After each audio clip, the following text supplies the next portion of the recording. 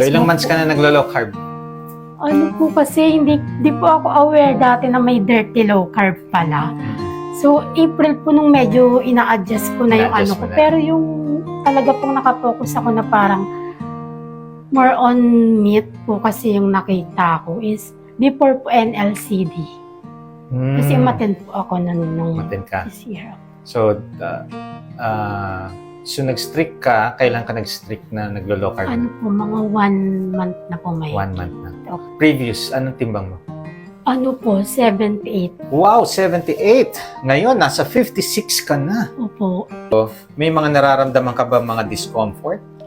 Actually, Dok, last month po. Mhm. Before pa po last month, may ano po ako sa chest ko, parang vibration po. Pero occasionally ko po siyang nararamdaman.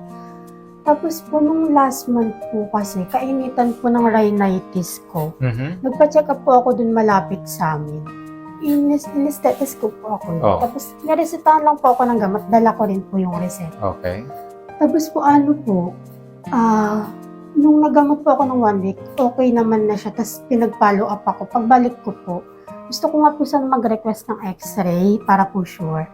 Pero ang sabi po kasi ng doctor is hindi naman na daw po kailangan. Tapos naresetahan lang po ako ng pang-spray sa Ilong. ilong. Okay. Bakit daw? Sa ano daw po, rhinitis daw po. Okay. Pagka may rhinitis, no, minsan allergic reaction.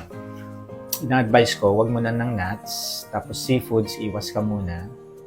Okay? Shrimps, crabs, shells, iwas mo na daw.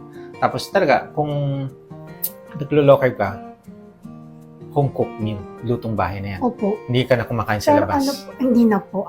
Ano po kasi Dok aminado naman po ako na last year, parang parang sabi ko, pagod sa work, magluluto pa ako. So, mas pinipili kong bumili na lang or mag-order na lang. mas Which is mali. convenient, no? Sinasaktan ko pala yung sarili ko ng dito, Totoo. Conveniency kasi yung yung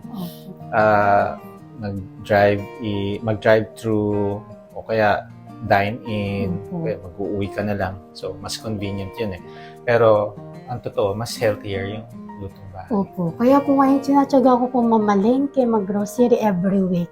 Wow. Kasi sabi ko, ayun talaga yung gusto ko. Ang grocery ba? Sa wet or dry Depende section? po, Dok. Minsan po kasi, since may lakad naman ako na sa mall, doon na lang din po ako bumibili para isang labas. Okay, very good. So, mga lutong bahay, no? Opo. Salt and pepper, herbs and spices. Opo. Pero madalas po ako ngayon salt lang. Hindi po ako masyado nagpe-pepper. Okay, no worries naman yan. Tingin nga po yung mga laboratory niya. Okay, okay naman itong X. White blood cell. Medyo mababa. Nagpupuyat ka ba? Ngayon po, medyo napupuyat po ako kasi magkaiba po kami ng oras ng partner ko Okay, ayusin mo yan. Okay.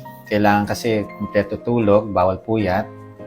At magkakasakit pagka palaging puyat.